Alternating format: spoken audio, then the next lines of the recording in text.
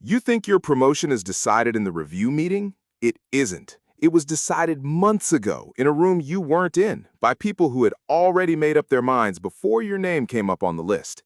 You were judged by rules nobody wrote down. You were measured against criteria you were never shown.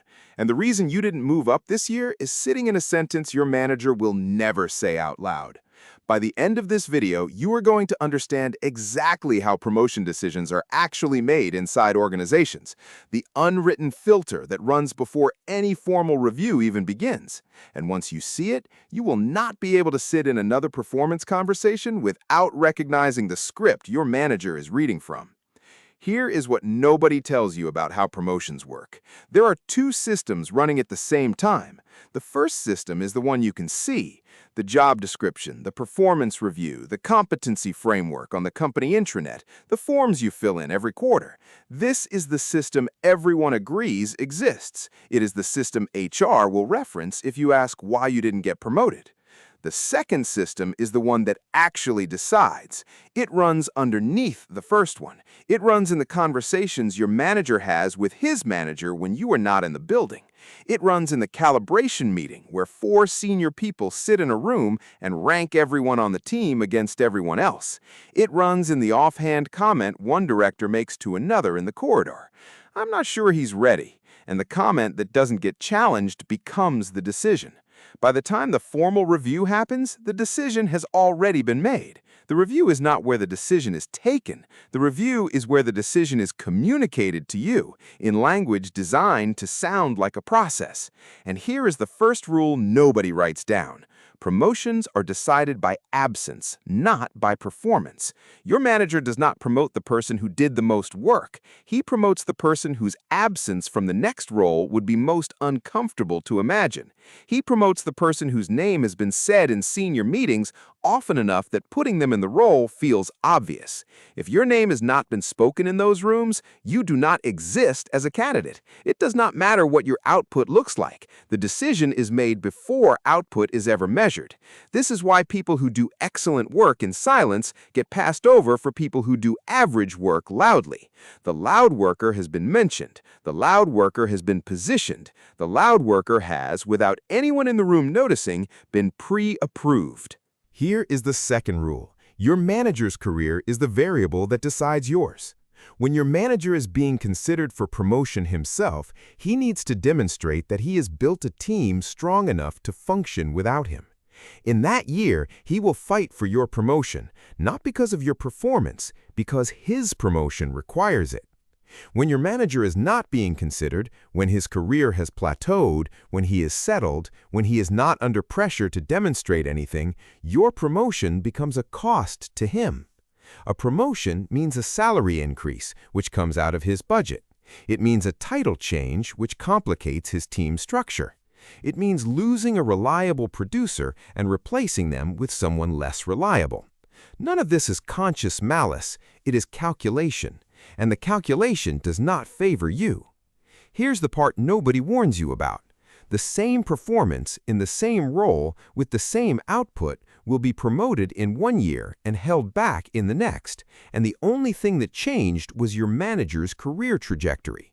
You were never the variable. You were the function. Now watch what happens at the next layer. Above your manager is someone making decisions about which managers get to grow their teams. That person is not looking at your name, he's looking at the headcount report. He is looking at which managers have asked for promotions for their people, how often, and how successful those requests have been. A manager who has fought for 3 promotions in 2 years and won them is a manager whose requests get approved faster. A manager who has not asked is a manager whose team is invisible. If your manager has not been advocating for you in those rooms, you are not being held back by your performance. You are being held back by his silence. And his silence is not personal, it is strategic. He is rationing the political capital he is willing to spend, and he has decided you are not the one he's going to spend it on this cycle. You did everything right. You did the work. You met the deadlines. You stayed late when it mattered. You took on the project nobody wanted. You trained the new hire. You covered for the colleague who left. You built the relationships. You were reliable. You were the one your manager could count on, and that is exactly why you were not promoted. Reliability is not a promotion criterion. Reliability is a retention criterion. The organization does not promote you because the organization cannot afford to move you. Your current role works because you are in it. Promoting you means breaking something that is currently functioning, and there is no incentive in the system to break something that is functioning.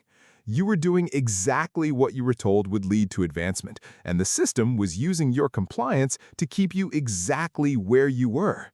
This is not a failure of your effort, it is the design of the structure. Here are the real rules. Promotion is a sponsorship transaction, not a reward for output. Someone senior has to want you in the next role, name you in the rooms you're not in, and spend their political capital to put you there. If no one is doing that for you, no amount of work will produce the outcome. The decision is made before the conversation. By the time you sit in a meeting where your promotion is discussed, the decision was made in a different meeting weeks earlier. The conversation you are in is the explanation, not the decision. If you are trying to influence the outcome in the review, you are arguing about a verdict that has already been delivered.